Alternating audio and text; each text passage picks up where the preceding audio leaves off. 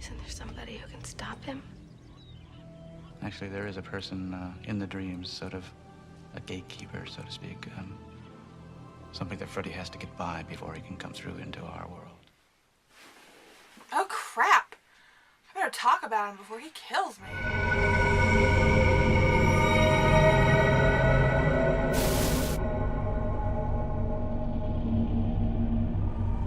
Hey guys, Jadzia here. Long time no see. So, as you could gather from the intro, this is going to be a very special video. If you don't know, October celebrates the 30th anniversary of Nightmare on Elm Street, the very first one, and also the 20th anniversary of Wes Craven's A New Nightmare. Both movies are possibly like my favorite two movies in the entire franchise, with Wes Craven's New Nightmare actually being like the top favorite of mine. It goes Wes Craven's New Nightmare, Nightmare on Elm Street, and then Dream Warriors, and then the fifth one, Dream Child.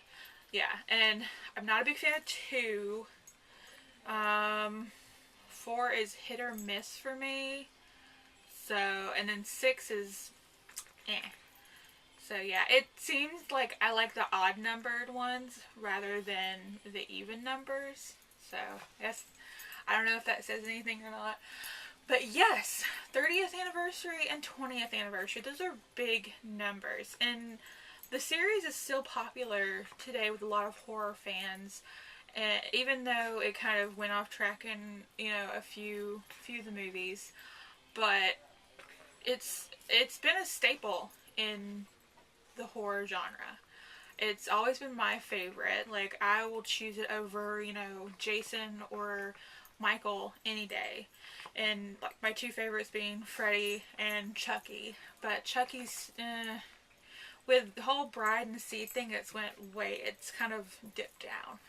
But yeah, and Wes Craven, he had this idea. Bob Shaye took a chance on it, and they made this wonderful movie. And the budget, I think, was like, it was a very low budget.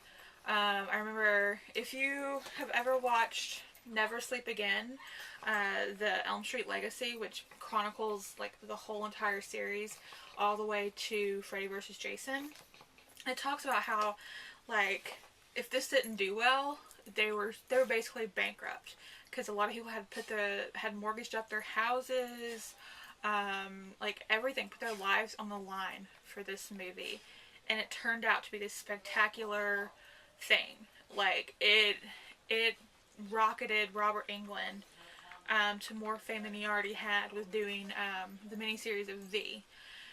So this little small, you know, movie from this small no-name studio was out there. It put New Line on the map. And then, of course, we have, you know, 2, 3, 4, 5, and 6. And then we come to 7, which comes back around to allow Wes Craven to do this movie. He had no say in anything between the first one and New Nightmare. And to finally have him on New Nightmare was just, I don't know how to describe it. It was a wonderful thing. And he did something new with the storyline.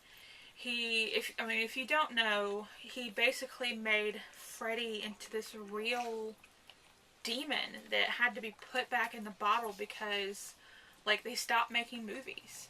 And they made New Nightmare around the 10th anniversary of the first one of Wes Craven's They made New Nightmare on the 10th at the 10th anniversary of Nightmare on Elm Street.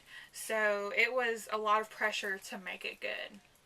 And like I said, the storyline is, you know, it's been so long without a Freddy movie that he's out of, like, the genie's out of the bottle, essentially. And it's up to Heather Langenkamp, who played Nancy in the first one and the third one, to put him back. And while she's fighting Freddy, she's also trying to save her son, Dylan, played by Miko Hughes, because it's like Freddy's basically trying to take him like he did Jacob in Dream Child, essentially. And there's a lot more awesome special effects by KMB. It's an amazing movie. And I'm so glad that I could at least be a part of like the 20th anniversary, because I'm 27 now. So I was 7 years old when New Nightmare came, and I remember I watched it when I was 7 or 8 years old, because back then it took a while for, like, once it was out of the theater, it took it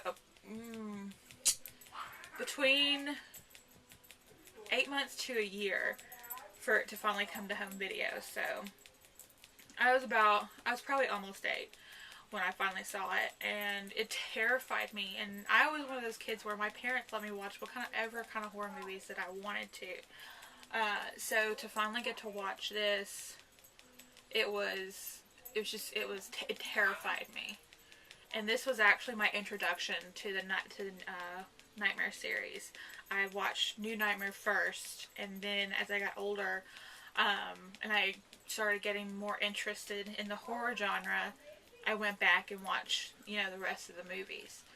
And so it's been a part of my life. As a horror fan, it's been a constant. And I'm really sorry that you hear my parents talking in the background. They're in the living room doing I don't know what. Anyways, so yeah, like, go pick these movies up, if only for the first and the 7th one, and check them out, and you will not be disappointed. Wes Craven is a fantastic director, producer, screenwriter. Like, he has given us some really great horror movies. Not only the Nightmare movies, but Last House on the Left, Deadly Blessing, Scream. Scream. With Scream, he reinvented, the slasher genre for the 90s. And just so many other fantastic movies. So just check them out. Like I said, you will not be disappointed.